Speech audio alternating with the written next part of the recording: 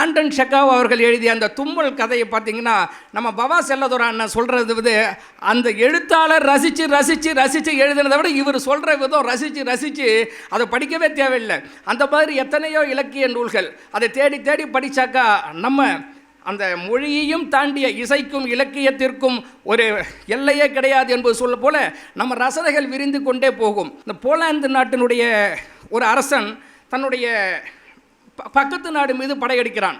அவன் பக்கத்து நாடு மீது படையெடுக்கும் போது ஒரு தளபதி அதுக்காக நியமித்து அனுப்புகிறான்.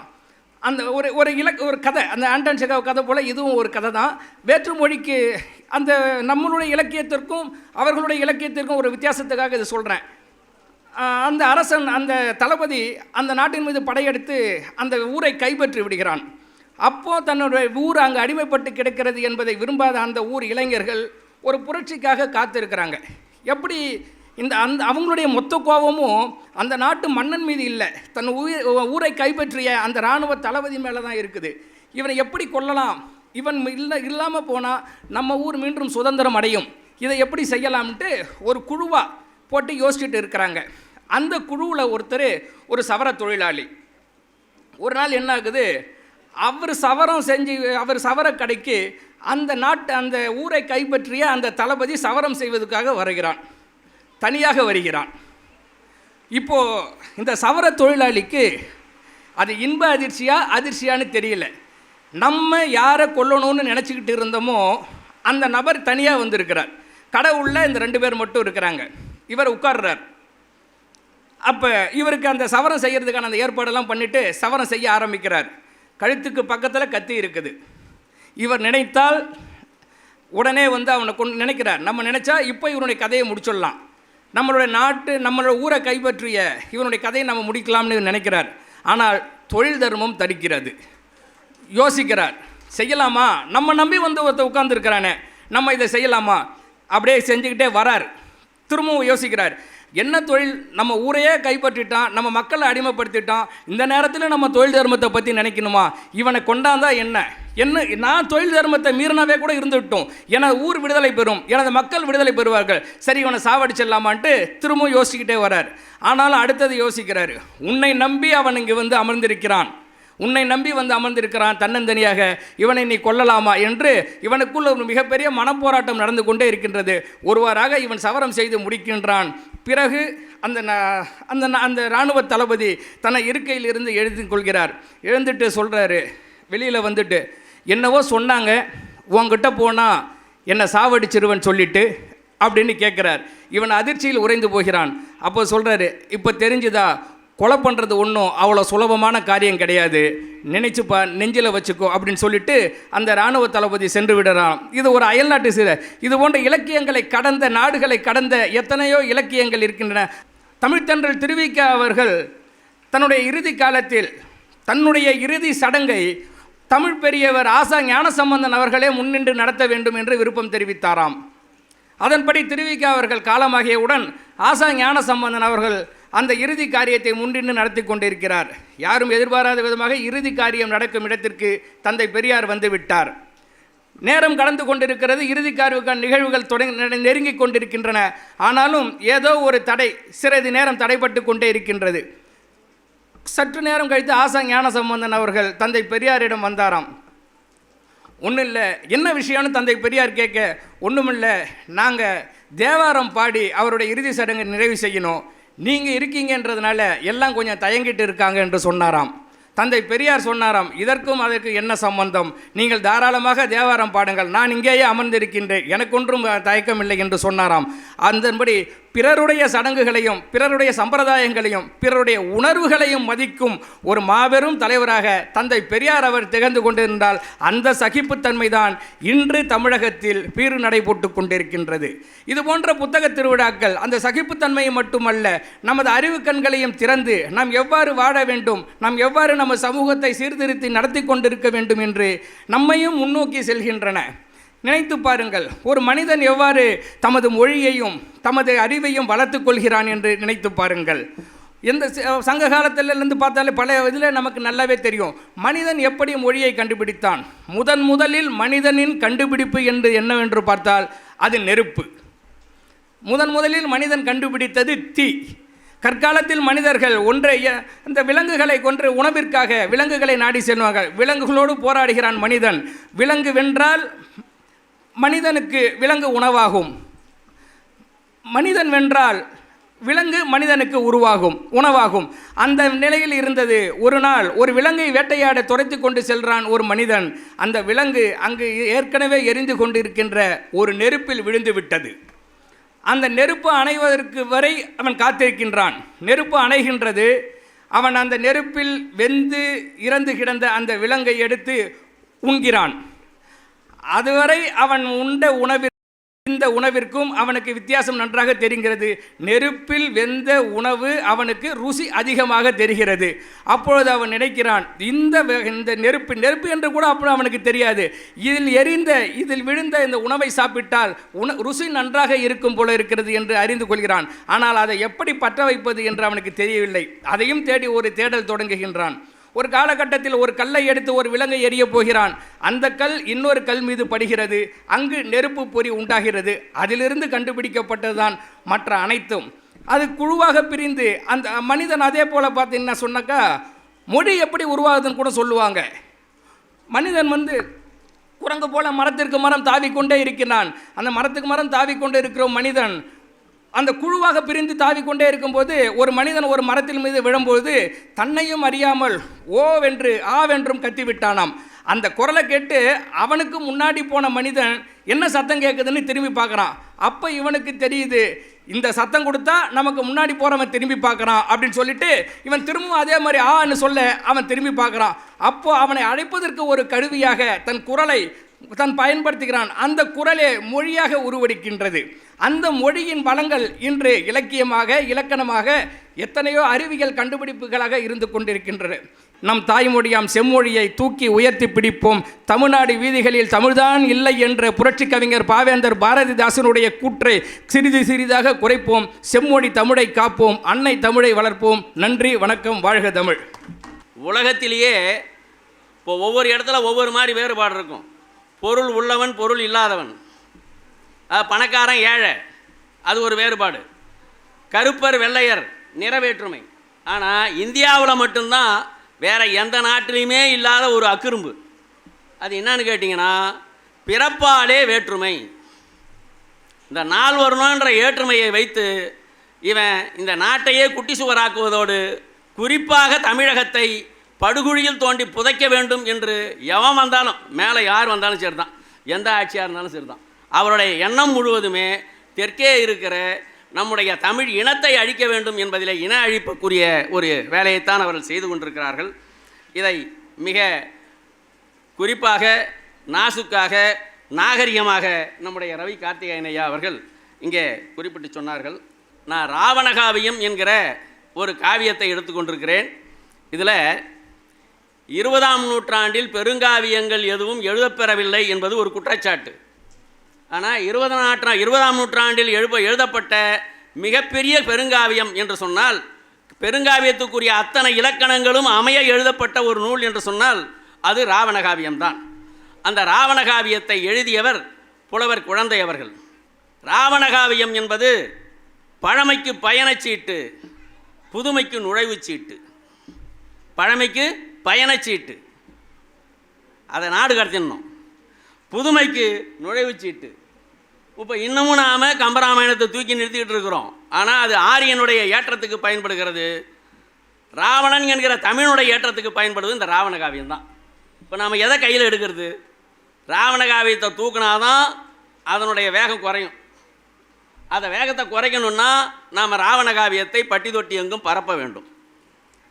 அடுத்து கலைஞர் சொல்கிறார், தமிழ் மறுமலர்ச்சியின் தலை சிறந்த நறுமலர். ராவணகாவியம் தமிழ் மறுமலர்ச்சியின் தலை சிறந்த நறுமலர், தமிழரின் புத்துணர்வுக்கான போர் முரசு என்று சொல்கிறார்.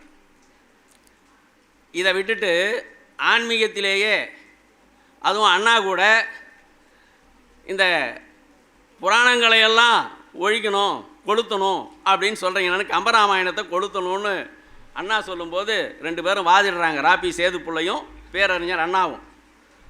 அப்படி ஒரு போராட்டம் நடந்தது. ராபி சேதுப்புள்ள இந்த ராவணகாவியத்தை படிச்சுட்டு சொல்கிறாரு, நான் கம்பராமாயண கவிச்சுவையில் கட்டுண்டு கிடந்தனன். அது உண்மைதான். தங்கள் ராவணகாவியம் அக்கட்டை அவிழ்த்து விட்டது என்று சொல்கிறார். எவ்வளோ உண்மையை அப்படியே பதிவு செய்திருக்கிறார். அது மட்டும் இல்லை, ஐயம்பெருமாள் கோனார் அவர் எப்படிப்பட்டவர்? கோனார்னு ஒரு உரை நூலை நம்ம படித்ததெல்லாம் அதான் படித்து எழுதியிருப்போம் தமிழ்னாலே.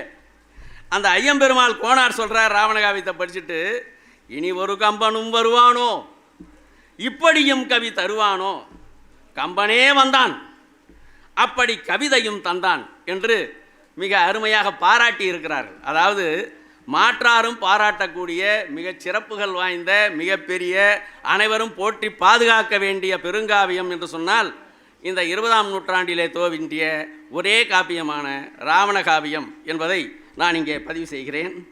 அடுத்து இந்த இலக்கண வளங்கள், நம்ம தமிழில் இருக்கிற அத்தனை இலக்கிய வளங்களும் நம்முடைய தமிழனின் முதுமையை தொன்மையை பறைசாற்றக்கூடியது.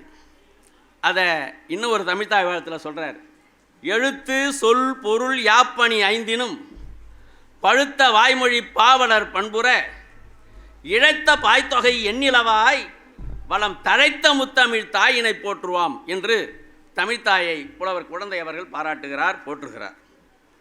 நான் பகுத்தறிவு நெறியிலே வருவதற்கு மிக காரணமாக இருந்தது ராவணகாவியம் எழுதிய புலவர் குழந்தைக்கு 72-73 மந்தகரை திடலில் பெரியார் கையால் பொன்முடிப்பு தராங்க.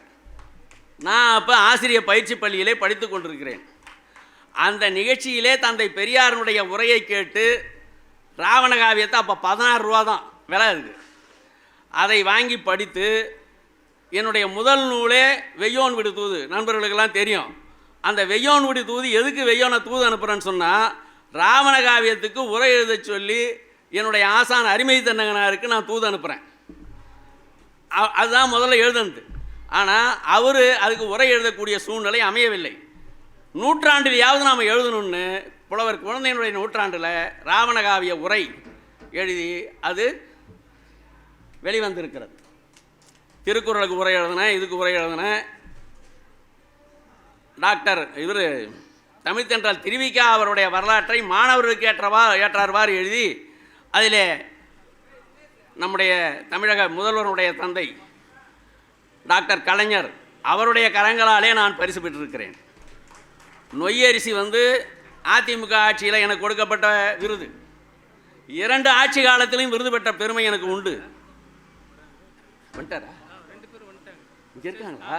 ஐயோ, நீங்கள் முதலே சொல்லியிருக்கலாம். சரி, இப்போ இந்த ராவணகாவியத்தை படிப்பதனாலே என்ன பயன் கேட்பீங்கள்ல, அதுக்கு அவரே சொல்கிறார், தன் நிலை உணர்ந்து வாய்மை தமிழர்கள் அடிமை வாழ்வாம் இந்நிலை தவிர்ந்து முன்னர் இழந்த தம் உரிமை எய்தி முன்னிலை அடைந்து வாழும் முறையோடு வாழ்வர். இதை படித்தா வீர கண்ணிலை நின்ற மேலோன் காவியம் பயிலுவோரே என்று ராவணகாவியத்தை படித்தா இவ்வளோ பயன்கள் உங்களுக்கு உண்டு என்று 100 பயனாக புலவர் குழந்தை கூறியிருக்கிறார். அடுத்து நான் ராவணனை குழந்தையாக வளர்க்குறார், அதுக்கு வந்துடுறேன். அதுக்கு முன்னால் பண்டை தமிழ் மக்கள் எப்படி தமிழை வளர்த்தார்கள் என்ற அந்த இதை சொல்லும்போது என்ன சொல்கிறாரு, அப்போ இருந்த தமிழ் மக்கள்லாம் ஏடுகை இல்லார் இல்லை, கல்லார் இல்லை, பாடுகை இல்லார் இல்லை, பள்ளியோ செல்லார் இல்லை, ஆடுகை இல்லார் இல்லை, அதன் பயன் கொள்ளார் இல்லை, நாடுகை இல்லார் இல்லை, நற்றமிழ் வளர்ச்சியம்மா என்று பண்டை தமிழர்கள் எப்படி வாழ்ந்தார்கள் ராவணங்காலத்தில் அப்படின்னு பதிவு செய்கிறார்.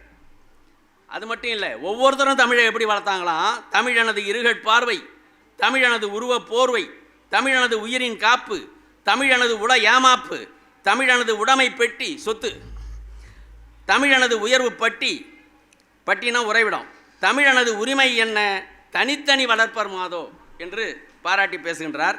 ராவணனை குழந்தையாக வளர்க்குறாருங்க. அந்த ராவண குழந்தை பருவம் எப்படின்னு காட்டுறாரு பாருங்க.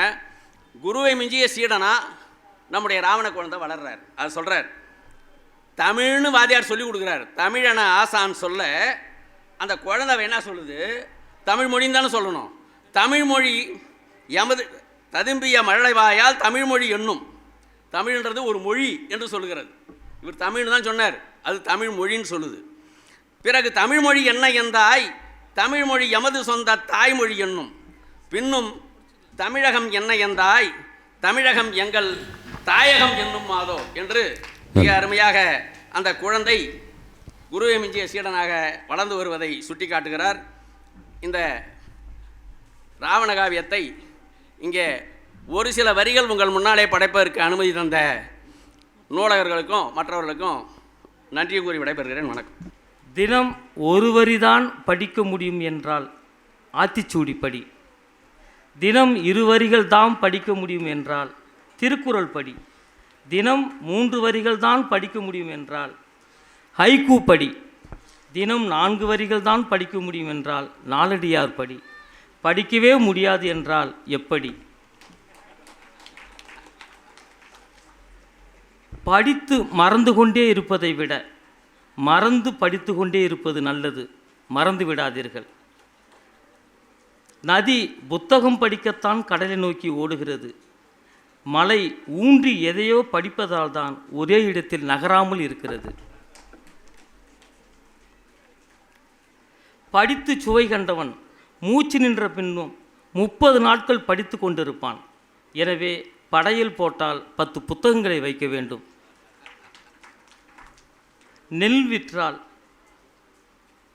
நெல் விற்ற காசில் பொன் வாங்கலாம், பொன் விற்ற காசில் புத்தகம் வாங்குங்கள். எழுத்துக்கள் இருண்ட நாட்டில் எந்த விளக்கு ஏற்றித்தான் என்ன பயன்?